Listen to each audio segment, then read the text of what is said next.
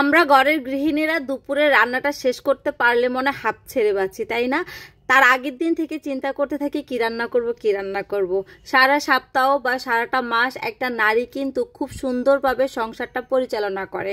একটা স্বামীর আয় অনুযায়ী সে কিন্তু ব্যয় করে। যার স্বামীর যেরকমই সামর্থ্য সেই স্ত্রীটা কিন্তু ওই অনুযায়ী সংসারটা বা সপ্তাহ মাসটা চালিয়ে নেয়। আসসালামু আলাইকুম, সবাই কেমন আছে?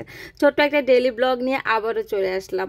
আর শুধু আমি নয়, আমাদের মা চাচি বা আমাদের যত আপুরাই আছেন যারা সংসার করেন, তারা কিন্তু সব সময় তাদের মাথায় একটাই ঘোরে যে কাল কি রান্না করব, সকালে কি রান্না করব বা রাতে কি রান্না করব।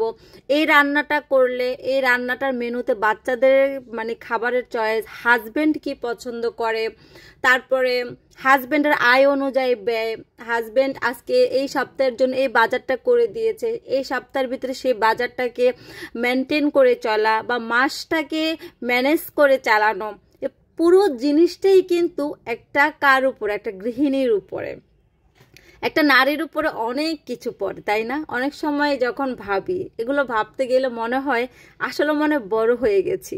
যাই হোক, সত্যি বড় হয়ে গেছি, 2 বাচ্চার মা হয়েছি। তো এইদিকে হচ্ছে রান্না করতেছি মুরগি, আর মুরগি দিয়ে কি রান্না করব? লাউ। তো আগে তো জানেন লাউটা দিয়ে মুরগির মাংস খেতাম না, কিন্তু এখন রিসেন্ট খাচ্ছি, ভালোই লাগে। আর বাচ্চাদেরও সবজিটাও খাওয়া হয়ে যায়। এমনি যদি লাউ চিংড়ি রান্না করি তাহলে কিন্তু বাচ্চারা অত বেশি খেতে চায় না, অথবা আমরা পছন্দ করি। লাউ দিয়ে যাই রান্না করি কিন্তু বাসায়, বিশেষ করে আমি বা মাহিদির আব্বু আমরা পছন্দ করি, কিন্তু বাচ্চারা খেতে চায় না। তো মাংস দিয়ে রান্না করলে দেখলাম যে ওরা ভালোই লাগে। তো এইদিকে হচ্ছে একদম শর্টকাট রান্না করব, মুরগি রান্না করব আর শাক ভাজি করব, লাল শাক। তার আগের দিনও হচ্ছে শাক ভাজি করেছিলাম। তো আসলে মাঝখান দিয়ে আমি তো ব্লগ দেইনি, আমার অনেকগুলো ভিডিও জমে গেছে, একটু এলোমেলো ভিডিও হবে। কোন দিনের ভিডিও কোনটা সেটাও আমি নিজেও জানি না, কারণ এই সপ্তাহে আমি কোনো ভিডিওই করি নাই, সব আগের সপ্তাহের ভিডিও। তো যাই হোক, মুরগিটাকে ভালো মতো কষাচ্ছি, যেহেতু লাউ দিয়ে রান্না করব সেজন্য কষানোটাই আসল। তো এইদিকে হচ্ছে আমার রান্না বান্না হচ্ছে, আবার ছোটটাকে নিয়ে স্কুলে যাব। তো আজকে শীত আসার পর থেকে একদম আমার এরকম হয়, উঠি ভোরভোরই, যেহেতু মাহিদি এখন একদম ফজরের আজানের সাথে সাথে ওঠে বা অনেক সময় আগে ওঠে। তো সেক্ষেত্রে তো ভোর ভোর একটা ওঠা হয়, উঠে তারপরে হচ্ছে একদম 7:30 8টা পর্যন্ত সজাগ থাকি। এরপর যখন আমার আপা আসে, আপা 9:45টার দিকে আসে, আপাকে দেখলে আমি যে একদম নাক ডেকে একটা ঘুম দিই।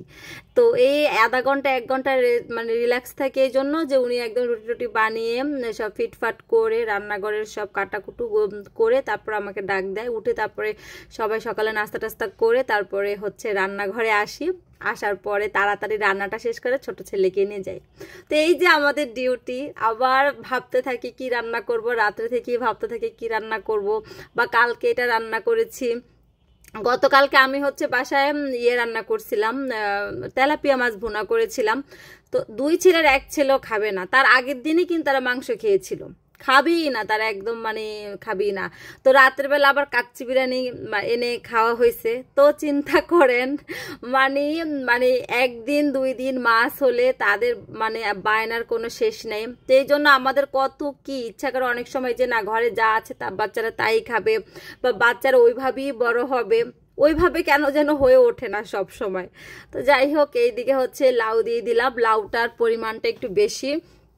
আর লাউটা আপা কেটেছো বড় বড় করে, ভাবছিলাম হয়তো কেমন হবে, পরে দেখলাম যে না, খুব সুন্দর মজে গেছে। লাউ যদি ভালো হয়, আপনি যেভাবেই লাউ তরকারিটা রান্না করেন না কেন ভালোই হবে। আর এই শাকটা আগের দিন এনে রেখেছিল, শাকটা আমার বেশি একটা ভালো লাগে না, কেমন যেন একটা, দেখেন যেই শাকের মনে করেন যে একদম ভালো, ডাটাগুলো দেখলেই বোঝা যায়। তারপরে এখন কিন্তু শীতের সিজনটা শেষ হয়ে যাচ্ছে, সেই জন্য কিন্তু এই পুরা শীতই কিন্তু আমরা যে কোনো শাক বলেন, সবজি বলেন, 3 বেলায় তৃপ্তি করে সুন্দর একটা ফ্লেভার নিয়ে খেতে পারছি। এখন কিন্তু আর সেই ইয়াটা পাবো না। আর এবারে শীতের কি হয়েছে জানি না, কয়েকদিন একটু শীত লাগলো, এখন তো শীত নাই, সকালের দিকে কুয়াশা পড়ে কিন্তু বাসার ভিতরে অত ঠান্ডা লাগে নাই। যারা যারা এবার শীতের ড্রেস কিনে নেয় তারা মনে মনে বলতেছে আল্লাহ বাঁচাইছে, টাকা নষ্ট হয় না। তো যাই হোক, আমিও কিন্তু কিনি নাই, শুধু অনলাইনে কেনা হয়েছিল। তো আজকের ভিডিওটা কি দিব ভাবতে ভাবতে হচ্ছে টপিক কি নিয়ে শুরু করব, ঘুমায় পড়ছিলাম। আবার ঘুম থেকে উঠলাম যে না, ভয়েসটা দিতে হবে, আবার উঠে তারপরে ব্লগটা দিলাম। তো যাই হোক, কেমন হলো জানাবেন। আসসালামু আলাইকুম।